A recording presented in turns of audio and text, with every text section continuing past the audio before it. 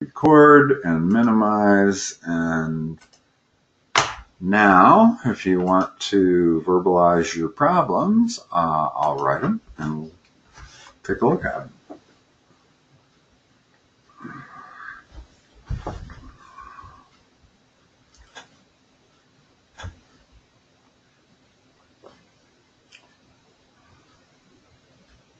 Complex numbers? Okay.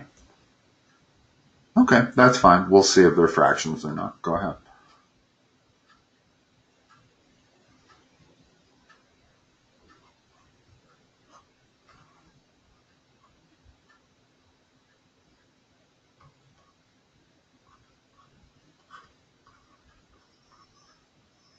And they want the result of that?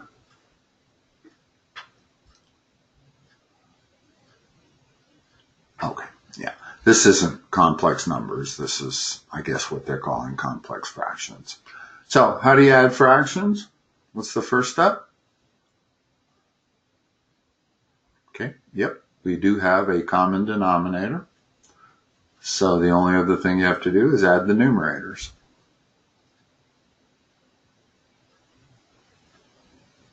So what's 7 plus 11? And the denominator, you do not add those when you are adding. It stays the same. If you are multiplying, then you multiply the denominators and the numerators. But when you're adding, the denominator stays the same. Now, that can be simplified. What's 18 over 6x simplified to? Well, 3 over x, and there's a big difference. That's the correct answer. 3x is that completely different. So make sure you keep your variable in the correct side of the fraction bar. Okay?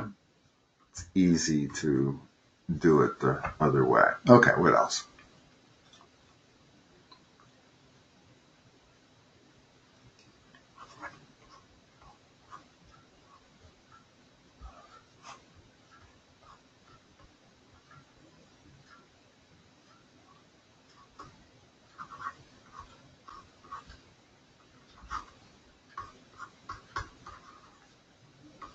What's that equal to?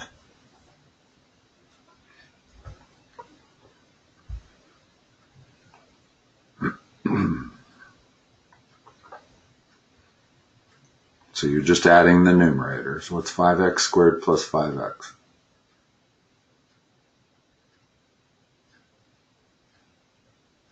First of all, I know the denominator is x plus 8. So just add the numerators. Can you add them? No?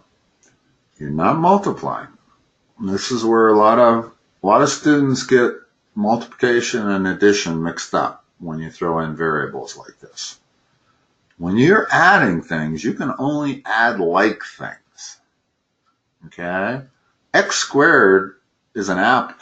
X is an orange. I cannot add the two. I can multiply them. In other words, if I was multiplying x squared times x, it would be x to the third. In fact, if I was multiplying the two numerators, it would be 25x to the third. But I'm adding them, and you cannot add unlike terms. So that is the answer. And can I simplify it? How? No, you cannot. No. And because we have a binomial in the denominator, you cannot do that. If I didn't have the plus 8, if I just had x, then I could divide top and bottom by x, and I would be able to cancel out one of the x's in each of the terms of the numerator, and I'd be fine. But as soon as you start adding to those variables, then there's nothing you could do. There is one possible thing you could do, but I don't recommend it because it does not simplify things. I could factor out a 5 from the numerator. You see that? But it doesn't allow me to simplify things. If it left an x plus 8 in the numerator, then I would do it, because then I could cross them out. But I can only cross out something if it's the same. In other words, I would need an x plus 8 in the numerator to be able to do anything more to this. And they don't really recommend you do this. This is probably what you would see as a multiple choice answer on a test. You might see this, but know that they're one and the same. But the only time your last step is factoring is if it helps you reduce it further. And this did not. Factoring out that 5 did not help me reduce it any further at all. All right. Let's try a harder one.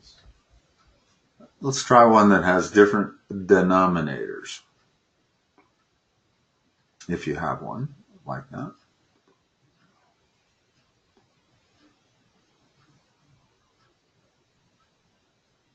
Lowest common denominator.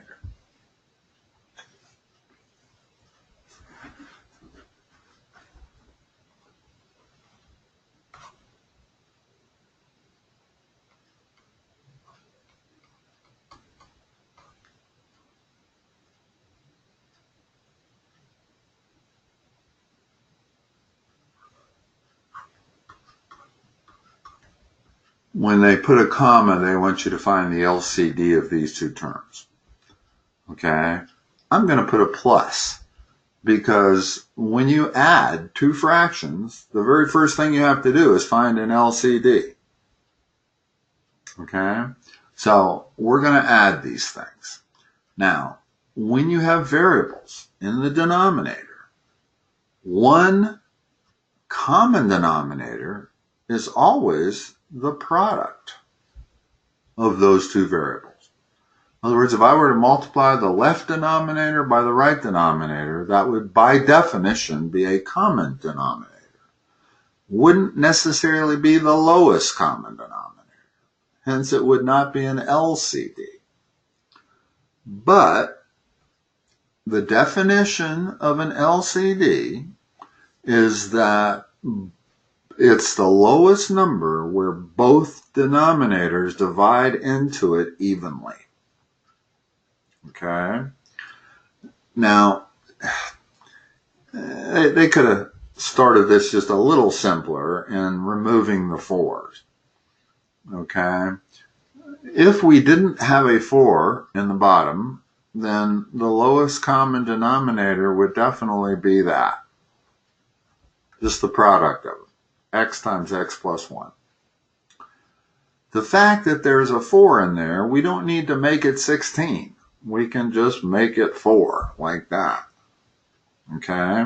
Now, I'm going to prove to you that that is a lowest common denominator by taking it up here on the right. Can you see that? Can you see my whole screen? I'm afraid that I may write off your screen there. So there's what I think is my lowest common denominator. Can that be divided by both of the denominators evenly? Does that divide evenly? Yeah, it leaves x, right? So that works. How about the other denominator, 4x? Does that divide evenly? And it leaves x plus 1. So that is the definition of a common denominator is that it has to be divisible by your other two denominators. And you always want it lowest because it makes it working with the numbers easier. I'm going to go ahead and finish this problem, even though they didn't really ask you to do it. It's the next step that's going to come after that. Okay, so there's my lowest common denominator in both denominators. Now I got to figure out what to put right here. Okay, and what you want in that numerator is something that makes this exactly the same as this. So what would it be? I'll give you a hint. Starts out with 14. No, let's just look at the left term only. Forget the right side for the moment. What we're trying to do is we're trying to come up with this term that I've got a big square around that will equal the term that's above it.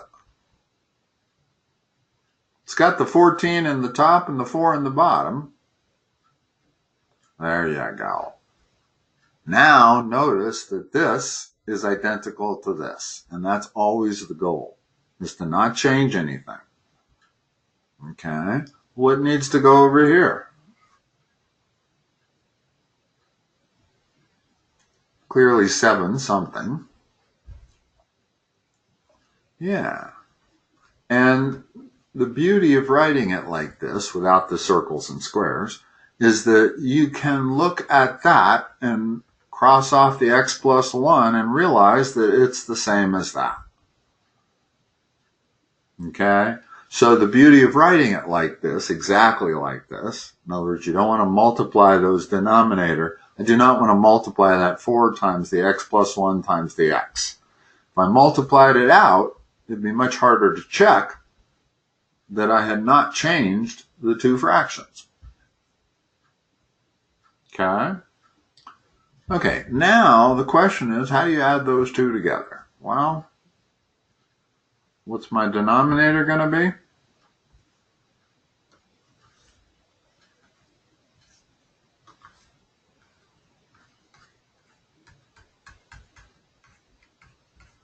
And hold on a second, let me make just a little bit of room here. Getting rid of all these circles and stuff I don't need. What's my numerator going to be?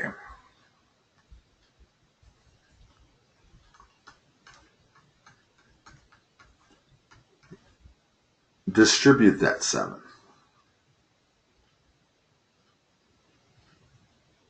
Once you distribute the 7, what does it become? 7x plus what?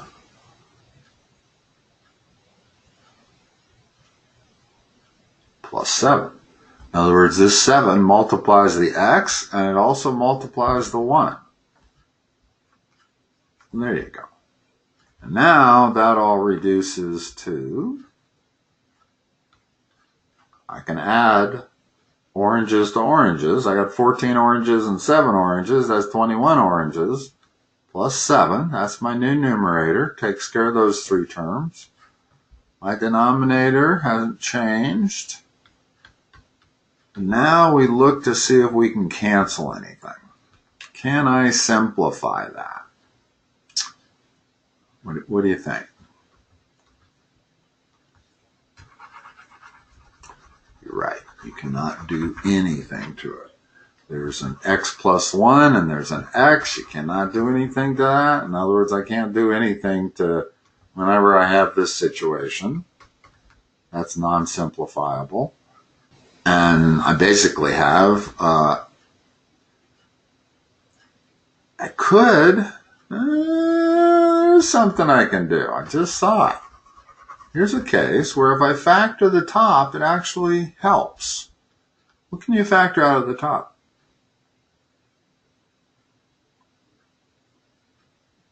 Greatest common factor. Just out of the numerator.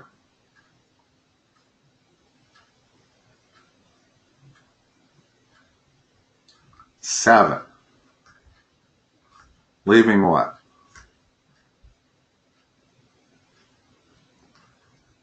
I thought we were going to be able to cancel it, but we can't. In other words, this is 4 times x plus 1. I was thinking we were going to have an x plus 1 there. Had that been x plus 1 instead of 3x plus 1, then we could have canceled it with this x plus 1 in the bottom. Because we got nothing but multiplication going on. Okay?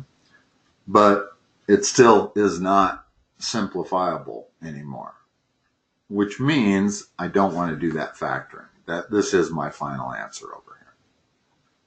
Okay.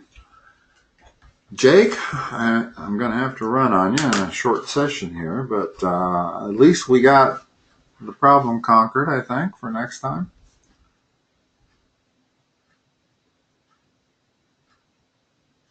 Oh, okay.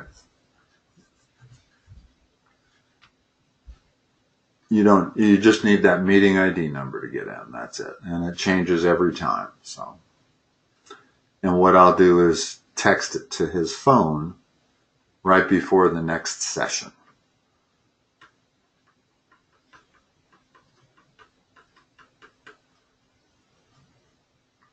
Might be easier on your laptop if you want to try it next time, just because you won't have to talk on your phone. And it'll be a bigger screen. I don't know if that makes a big difference on your end or not.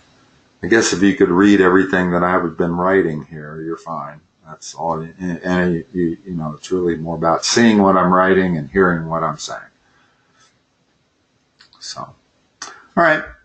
We'll talk to you next time, and you can use whatever device you prefer. You're welcome.